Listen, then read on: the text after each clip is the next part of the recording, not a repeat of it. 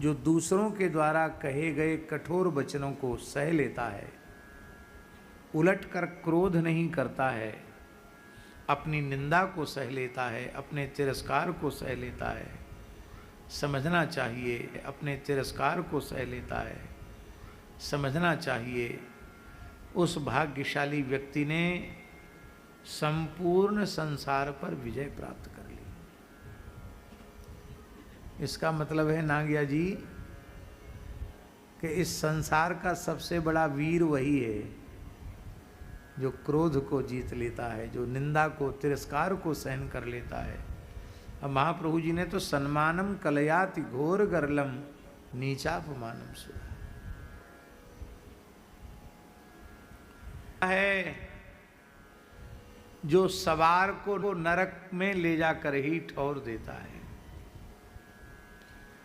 और इस क्रोध रूपी घोड़े का सच्चा सारथी वह सज्जन पुरुष है जो विवेक की बागडोर क्रोध रूपी घोड़े पर कस दे और वाक संयम रूपी कसाघात घोड़े का प्रहार करके उस घोड़े को ठंडा कर दे, टस से मस न होने दे। वही वस्तुतः मनुष्य कहलाने के योग्य है। खाली घोड़े पर चढ़ा है, बागडोर पकड़े है, वो मनुष्य नहीं है। अब प्रश्न उठा कि ये क्रोध, इसकी चर्चा भले ही हम कर रहे हैं, पर जिस समय गुस्सा आएगा उस समय सब खत्म हो जाता, पता नहीं कहाँ चला जाता है। ये विकार ऐसे हैं भैया जी कि ये जब आते हैं, यह समुत्पतितम क्रोधम अक्रोधेन निरस्यति देवयानी विजानी ही तेन सर्वमिदम जितम। हे देवयानी, तुम जान लो अच्छी प्रकार से इस बात को कि उसने सारी धरती पर विजय प्राप्त कर ली है, जो उत्पन्न क्रोध को अक्रोध के द्वारा नष्ट कर देता है। किसी भी परिस्थिति में मैं क्रोध नहीं करूंगा ऐसा निश्चय जो कर लेता है।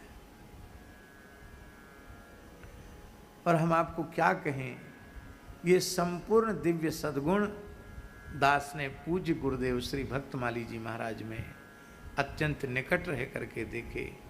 किसी भी परिस्थिति में उनके चित्त में क्षोभ नहीं होता। यस्मान नोद्विजते लोको लोकान्नोद्विजते च यः हर्षामर्ष भयोद्वेगैः मुक्तो यस्य च मे प्रियः। इसकी स्पष्ट व्याख्या पूज्य गुरुदेव श्री भक्तमाली जी महाराज।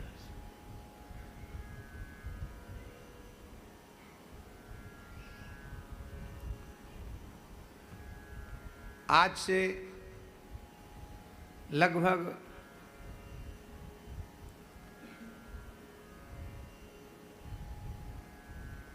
40 वर्ष पुरानी घटना होगी।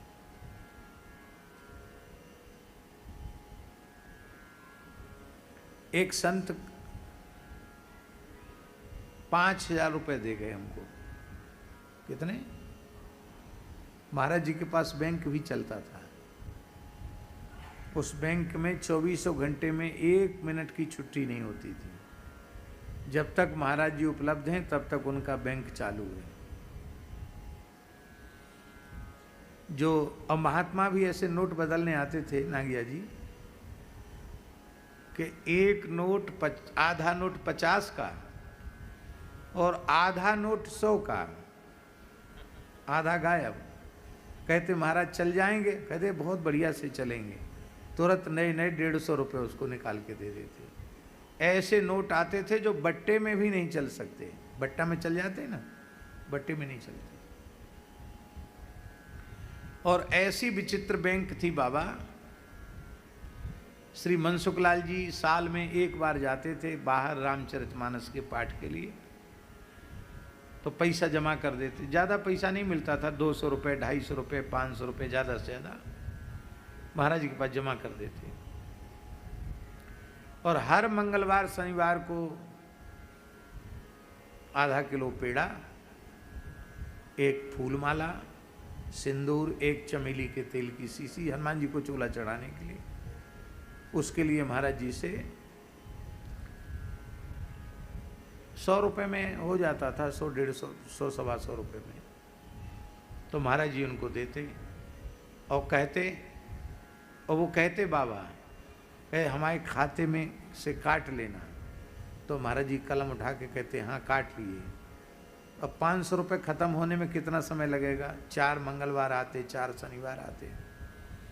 तो जब पूरा रुपया ख़त्म हो जाता तो जो ऋण लिखा है ना उसको फिर पूरा जोड़ देते और जोड़कर फिर जमा कर देते। वो 500 रुपये भी साल भर, 2 साल, 3 साल चलता था महाराज जी के पास। ऐसी बैंक तो कहाँ होगी। तो विद्यार्थियों के लिए पढ़ाई की फीस देना है, फार्म फीस देना है वो। और कहते थे महाराज जी कि किसी को कुछ भी दिया जाता है वापस लेने की इच्छा से नहीं दिया जाता है। वापस दे दे उसकी इच्छा, लेने के लिए नहीं दिया जाता, देने के लिए दिया जाता है। तो एक महात्मा उनको कोई कुटिया वगैरह बनवानी थी साल पहले, 2-3 साल पहले लिया था उन्होंने। अब वो आए, महाराज जी कहीं बाहर पधारे थे। उन्होंने कहा हमारे आसन पे से कोई उठा लेगा। हम सितार बजा रहे थे, हमको उन्होंने पैसा 5000 दे दिया। तो आज भी हमारी स्थिति ऐसी है कि कोई कुछ भी रख जाए, यदि निकट वाले ने सावधानी से नहीं उठाया तो रखने वाला रख गया, उठाने वाला उठा ले गया। न रखने वाले का ध्यान, न उठाने वाले का ध्यान। ये श्री हरिगुरु संतों की बड़ी कृपा है कि न जागृत में न स्वप्न में अर्थ का चिंतन नहीं बनता है। ये भगवान की बड़ी कृपा है। सब काम भगवान के, भगवान की कृपा करुणा के सहारे चलते हैं। हिसाब किताब कभी ना आया और ना आने वाला है, क्योंकि पढ़े लिखे नहीं, कहाँ से हिसाब किताब करें। तो वो 5000 रुपये वो जहाँ रख गए थे वहीं रखा रह गया और किसी महापुरुष ने उसको जैसी आराम कर दिया। कृष्ण लीला हो गई, उठा लिया। अब जब वो महात्मा मेरे सामने पड़े और महाराज जी भी आ गए, तब मेरे स्मरण में आया कि उन्होंने 5000 रुपये जमा किया था। ये 2-3 दिन बाद पीछे की बात है। और महाराज जी आ गए थे और वो हमको नीचे दिखाई पड़े महात्मा। तो हम खोजने लगे अपने आसन में, पुस्तकें इधर उधर उलट पलट के।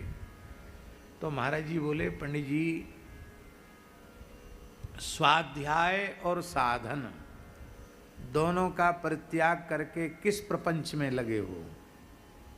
क्या बात है, कुछ खो गया है क्या? पुस्तकें इधर से उधर गिरा रहे हो, खोल खोल के देख रहे हो। प्राय पुस्तकों में लोग रख देते हैं, हम भी रख देते थे। तो न थैला न पुस्तक होए तब न मिले, था ही नहीं।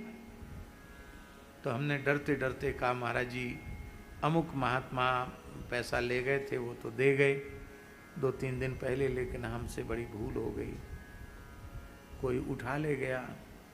अरे उठा ले गया तो उठा ले गया, जिसको आवश्यकता थी वो ले गया। अब इसके लिए इतना शोक क्यों करना? गतम न शोचामि कृतम न मन्ये। अरे जमा ही तो करना है। तुरंत डायरी उठाई और जुगल शरण जी के जहाँ पैसा लिया था लिखा था, उनके बैंक के खाते में लिख दिया, पैसा जमा हुआ। जिस तारीख को आए थे उस दिन पैसा जमा हुआ। तो उन्होंने तो पैसा जमा कर दिया। अब उनका काम पूरा हुआ, हमने स्वीकार कर लिया। गतासून से नानु सोचंति पंडिता और गतम न कृतम न सोचामि गतम न सोचामि कृतम न मन्ये। ये 2 वाक्य महाराज जी ने कहे और एकदम सामान्य भाव से वे अपने कार्य में लग गए। हमको भी अपने कार्य में लगा दिया। ये बात बहुत छोटी सी है, पर आप विचार करो, आज से लगभग 40 साल पहले 5000 रुपये की कोई कीमत होती थी कि नहीं? आज का 20-25 हजार रुपये होगा कम से कम, ज़्यादा होगा हैं?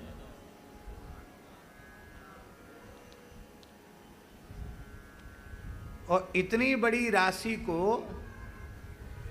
जैसे कुछ भी नहीं तो ये तो कहते कि अरे तुम बड़े प्रमादी हो, बड़े भुल्लड़ हो, बताओ भूल गए, क्या गलती करते हो, अब कहाँ से हम भरेंगे?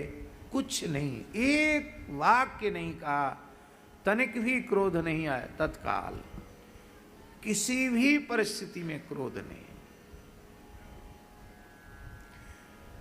यस् समुत्पतितम क्रोधम अक्रोधेन निरस्यति। अक्रोध का जो उनका व्रत है, उस व्रत की, अक्रोध किसको कहते हैं? क्षमा भाव का ही नाम अक्रोध है। ध्यान से सुने, क्षमा भाव को ही अक्रोध कहते हैं। एक तरफा यह निर्णय कर लेना कि हमें क्षमा ही करना है, बस इतने से ही क्रोध उत्पन्न नहीं होगा। क्योंकि अक्षमा की वृत्ति का ही नाम क्रोध है और क्षमा की वृत्ति का नाम ही अक्रोध है। और सच्ची बात यह है कि आप क्रोध रहित अवस्था में जीवन भर रह सकते हैं, पर क्रोध युक्त अवस्था में 24 घंटे भी नहीं रह सकते। 24 घंटे भी क्रोध आप में रहेगा तो आपकी मृत्यु हो जाएगी। इसका मतलब है जो हमारे चित्त को विकृत बनाने वाले तत्व हैं, आने जाने वाले हैं, वे नित्य नहीं हैं, वे हमारा स्वरूप नहीं है। हमारा स्वरूप तो है प्रशांत, शांत, यही हमारा स्वरूप है। सत्य, दया, क्षमा, अक्रोध, यही हमारा स्वरूप है। कितनी बढ़िया बात। इसलिए यस् समुत्पतितम क्रोधम क्षमये निरस्यति यथोरगम त्वचम जीर्णा सवै पुरुष उच्यते। श्री शुक्राचार्य जी कह रहे हैं, जैसे सर्प पुरानी केंचुली को त्याग देता है, उसी प्रकार से मनुष्य उभरने वाले क्रोध को क्षमा के द्वारा जब त्याग देता है तो वह व्यक्ति श्रेष्ठ पुरुष माना जाता है।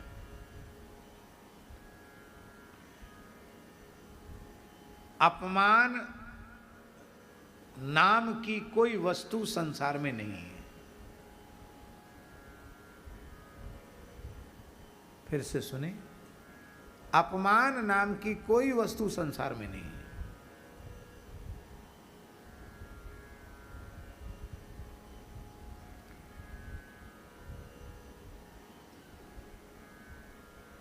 अपने को सम्मानित पुरुष मानना और सम्मान की इच्छा ही अपमान का बोध कराती है।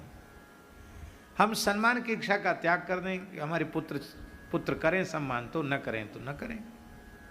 पुत्रों से सम्मान की अपेक्षा न हो, बंधु बांधवों से सम्मान की अपेक्षा न हो, सेवकों से सम्मान की, शिष्यों से सम्मान की अपेक्षा न हो। हम सम्मान की अपेक्षा से निरपेक्ष हो जाएं, सम्मान की भावना से निरपेक्ष हो जाएं, तो दुनिया में कोई माई का लाल पैदा ही नहीं हुआ जो हमारा अपमान कर सके। सम्मान की अभिलाषा ही अपमान बोध कराती है। और सम्मान की अभिलाषा तभी आती है जब मनुष्य में अहंकार होता है। और बिल्कुल पक्के तौर पर गांठ बांध लो इस बात को, सर्वथा अहम शून्य हुए बिना न तो ज्ञान का प्रकाश होगा। आप पढ़ लो, सब पोथी पत्र पढ़ डालो, पूर्व मीमांसा, उत्तर मीमांसा, ब्रह्मसूत्र, गीता, उपनिषद सब पढ़ डालो। पोथी पत्र बहुत हैं पढ़ने लिखने के, सब पढ़ लो, पढ़ा भी दो दूसरों को, बढ़िया से बढ़िया लच्छेदार भाषा में प्रवचन कर लो। पर यदि अहम शून्य नहीं हुए हो तो ज्ञान उत्पन्न ही नहीं हुआ। और जिस ज्ञान से, जिस शास्त्र बोध से ज्ञानोत्पन्न नहीं हुआ, क्योंकि परिभाषा है अहम शून्य हुए बिना ज्ञान नहीं, तो अहम शून्य तो बने नहीं, तो ज्ञान क्या है? वो शाब्दिक ज्ञान है। वो ज्ञान जो है वो केवल पेट भरने का साधन मात्र है। उससे उदर पूर्ति हो जाएगी, उससे कोई अविद्या ज्ञान नष्ट होने वाला नहीं, उससे विकार नष्ट होने वाले नहीं। ठीक इसी प्रकार से पूरी तरह अहं शून्य हुए बिना न प्रेम का प्रकाश होगा। प्रेम माने भक्ति, रस रूपा प्रेम लक्षणा रागानुगा भक्ति भी बिना सर्वथा अहम शून्य हुए प्राप्त नहीं होगी। श्री चैतन्य महाप्रभु ने तो अपने चरित्र के माध्यम से उस अहम शून्य अवस्था को प्रस्तुत करके अपने चरित्र के माध्यम से दिखाया। साक्षात नित्य गोलोक बिहारी मुरली मनोहर द्विभुज श्री कृष्ण हैं। श्री राधा रानी के मादनाख्य महाभाव को उनकी श्री अंग कांति लेकर श्री गौरहरि अवतरित हुए हैं। महाप्रकाश लीला में क्या कुछ उन्होंने प्रकट करके नहीं दिखाया है। सार्वभौम भट्टाचार्य को अपने स्वरूप का बोध कराया, कितने कितनों को स्वरूप का बोध कराया, लेकिन उनकी अहम शून्यता देखो, उनका दैन्य देखो। ये केवल कहा नहीं उनसे बड़ा कौन होगा, पर उन्होंने करके दिखाया।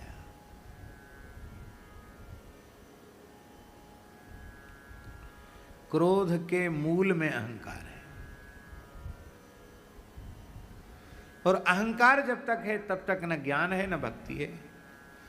और हम लोग अपने को बड़े से बड़ा ज्ञानी माने बैठे हैं और उच्च कोटि का भक्त माने बैठे हैं, रसिक माने बैठे हैं कि हम तो महान रसिक हैं। भैया ये रसिकता, ये भक्ति, ये ज्ञान कोई खोमचे वाले की दुकान पे थोड़ी ही मिलता है। बस यही समझो कि आजकल वो कक्षा 1 से नीचे की कक्षाएं होती ना, LKG और कौन जी, तो बहुत छोटी छोटी बच्चों की कक्षाएं होती हैं। समझ लो उससे भी नीची कक्षा में हम लोग चल रहे हैं।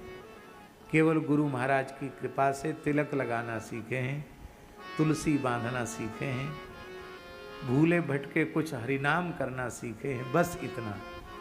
पर ये भक्ति मार्ग की विशेषता है ना गया जी, जो इस कक्षा में स्थित है, आगे नहीं बढ़ पाया किंतु अंतिम क्षण तक ये साधन कर रहा है, उसका भी परम कल्याण हो जाएगा।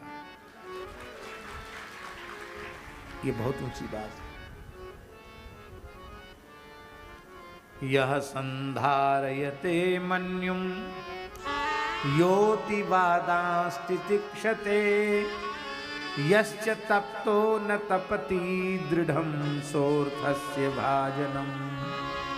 शुक्राचार्य जी कहते हैं, जो मनुष्य क्रोध को रोक लेता है, निंदा को सहन कर लेता है और दूसरों के अत्यंत सताने के बाद भी दुखी नहीं होता है, गाली दो, धक्का दो, मारो, दुखी नहीं होता, उसको समस्त पुरुषार्थ बिना चाहे अपने आप प्राप्त हो जाते हैं। पंचम पुरुषार्थ भगवान की भक्ति भी मिल जाती है। परम पूज्य श्री गोकुल भवन वाले, कोई 1000 गारी दे और 1000 जूता लगावे तो भी उफ न करे। न क्रुध्येद्यश्च सर्वस्य तयोरक्रोधनोधिकः। इतने बढ़िया श्लोक हैं, एक एक श्लोक हृदय में उतारने योग्य है। कोई मनुष्य प्रत्येक मास में यज्ञ करता है, हर महीना में यज्ञ करता है, हर महीना यज्ञ करता है। भैया हम आप कर पाएंगे हर महीने में यज्ञ? ब्राह्मण खोजो, वस्तु सामग्री लाओ, जन की भी आवश्यकता, धन की भी आवश्यकता। अब ये 1 महीने का यज्ञ ही तो चल रहा है यहाँ। अब हम लोग तो बैठ के कह सुन रहे हैं, जिन्होंने व्यवस्था बनाई उनसे पूछो इसके लिए कितना लगते हैं, कितने लोग लगे हैं। सबको प्रसाद पवाने वाले, सारी व्यवस्था करने वाले लोग, वो कथा नहीं सुन पा रहे हैं, वो व्यवस्था में लगे हैं। हर महीने यज्ञ करे तो 1 वर्ष में कितने यज्ञ हो गए? 12। और इस तरह से लगातार 100 वर्षों तक यज्ञ करे तो कितने यज्ञ हो गए? 1200 यज्ञ हो गए। 1200 हो गए कि ज्यादा हो गए? 1200 हो गए। इतने यज्ञ करे, 100 वर्ष तक यज्ञ करे, हर महीना यज्ञ करे तो महीने के वर्ष के 12 यज्ञ हो गए, और इस तरह से 100 वर्षों तक यज्ञ करे, 1200 यज्ञ करे, उस व्यक्ति का पुण्य है। और जिसने कभी क्रोध न करने का व्रत लिया है उस व्यक्ति का पुण्य। इन दोनों को यदि विवेक रूपी तराजू पर तोला जाए तो शुक्राचार्य जी कहते तयोः अक्रोधनोधिका। ये 100 वर्षों तक प्रति महीना में यज्ञ करने वाला व्यक्ति, लगातार 100 वर्षों तक बिना किसी बाधा के साधन में लगा हुआ व्यक्ति, उसके पुण्य को तोला जाए। और जो कभी क्रोध नहीं करता, कोई यज्ञ आदि नहीं बनते हैं उससे, केवल क्रोध नहीं करता है, तो जो क्रोध नहीं करता है उसका पुण्य अधिक है। 1200 यज्ञ 100 वर्षों तक यज्ञ करने वाले का पुण्य अधिक नहीं है। और अब कान खोलकर सुन लो, रोंगटे खड़े हो जाएंगे। आप क्रोध करते रहते हैं तो आप चाहे जितने अनुष्ठान करें, चाहे जितनी तपस्या करें, चाहे जितना दान करें, उस सब का सब चौका लग गया, ऐसा समझो। शुक्राचार्य जी कहते हैं क्रुद्धस्य निष्फलान्येव दान यज्ञ तपांसि च। क्रोधी मनुष्य के दान यज्ञ तप आदि सब साधन निष्फल हैं, उनका कोई फल उसको नहीं मिलता। तस्माद् क्रोधने यज्ञस्तपो दानम महाफलम। किंतु जिसने क्रोध न करने का व्रत लिया है, भले ही उससे कोई यज्ञ नहीं बनता, कोई तपस्या नहीं बनती, कोई दान नहीं बनता, पर उसका कोई यज्ञ बाकी नहीं, कोई तपस्या बाकी नहीं, कोई दान बाकी नहीं, उसको महाफल की प्राप्ति हो जाएगी। महाफल क्या है? भगवत साक्षात्कार। न पूतो न तपस्वी च न यज्वा न च कर्मवित् क्रोधस्य यो वशम गच्छेत् तस्य लोकद्वयम न च। शुक्राचार्य जी कहते हैं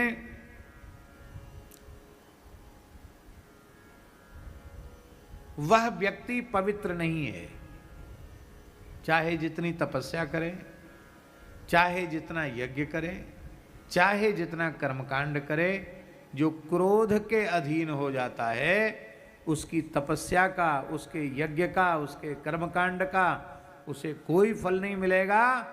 तस्य लोकद्वयम न च।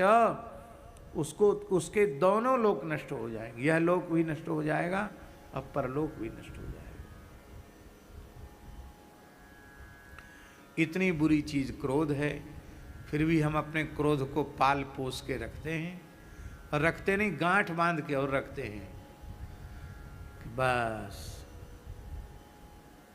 7 पीढ़ी तक छोड़ेंगे नहीं तुमको। जैसे पार्वती मैया बोलती ना, जन्म को तिलक रगड़ हमारी, ऐसी हम लोग कहते जन्म को तिलक रगड़ हमारी, तुमको छोड़ेंगे नहीं। मरने वाला वृद्ध मर रहा है, परिजन आसपास खड़े हैं, पुत्र ने पिता की आंख में आंसू देख के, पिताजी क्या कहना चाहते हैं? बोले बेटा अमुक हमारा दुश्मन है, ये दुश्मनाई 7 पीढ़ी तक चलनी चाहिए कम से कम। हाँ, 7 पीढ़ी तक दुश्मनाई का याद स्मरण करना। स्पष्ट लिखा है पुराणों में, भगवान व्यास ने, बद्ध वैर होकर जो प्राण त्यागता है वह निश्चित प्रेत योनि में जाता है। इसलिए निश्चय कर लो, इस धरती पर हमारा कोई शत्रु नहीं है, हमारा किसी प्राणी से वैर नहीं। निज प्रभुमय देखहि जगत के ही सन करहि विरोध।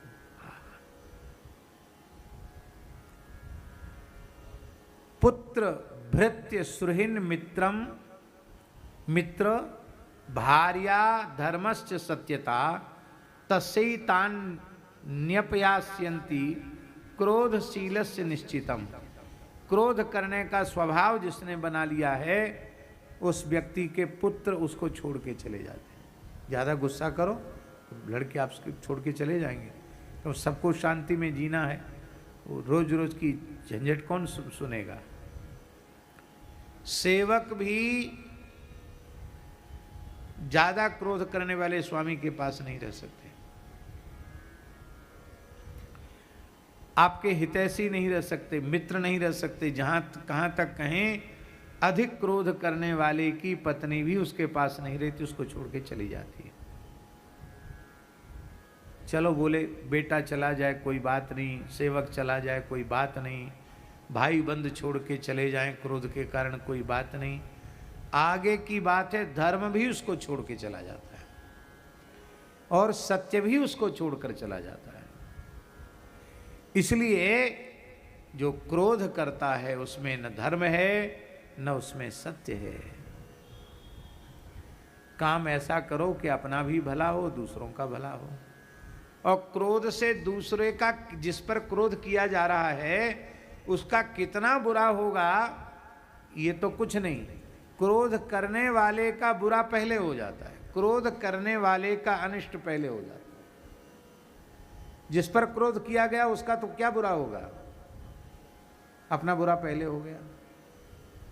हमारे चित्त की शांति छिन गई, राग द्वेष से चित्त भर गया, ये अपनी हानि पहले हो गई। क्रोध कब उत्पन्न होता है शास्त्री जी? जब हम दूसरे के दोषों का चिंतन करते हैं, तो चिंतन के माध्यम से वो दोष पहले हमारे मन में आए, बुद्धि में आए, फिर गाली गलौज के रूप में हमारी वाणी में आए, फिर वह दोष हमारी क्रिया में आ गया।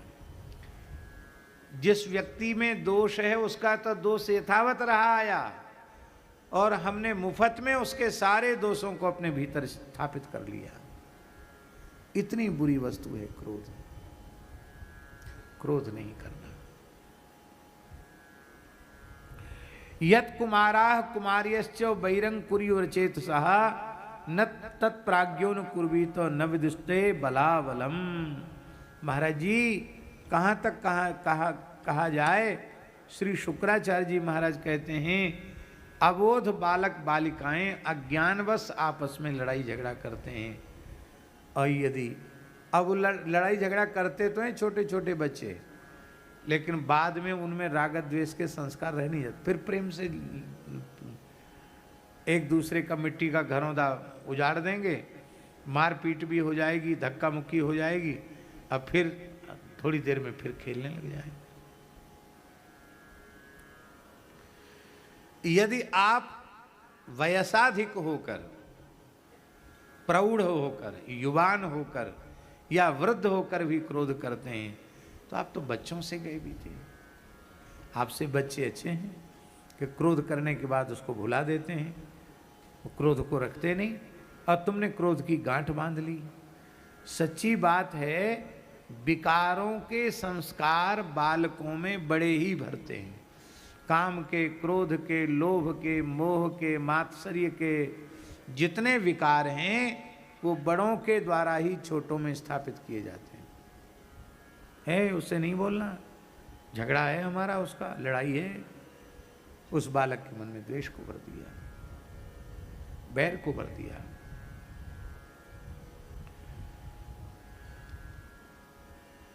इसलिए बेटी देवयानी, जो कुछ भी क्रोध किया गया है उसको क्षमा कर दो। हम लोग ब्राह्मण हैं, क्रोध हमें नहीं करना चाहिए, क्षमा ही हमारा बल है। कोई बात नहीं, कह दिया तो कह दिया। देवयानी बोली, पिताजी मैं अक्रोध की महिमा भी जानती हूं, धर्म अधर्म का अंतर भी समझती हूं, क्षमा और निंदा की सबलता भी समझती हूं, और निर्बलता का भी मुझे ज्ञान है। ज्ञान दुर्बल व्यक्ति ही क्रोध करता है, जिसका ज्ञान सबल है वो कभी क्रोध नहीं करता।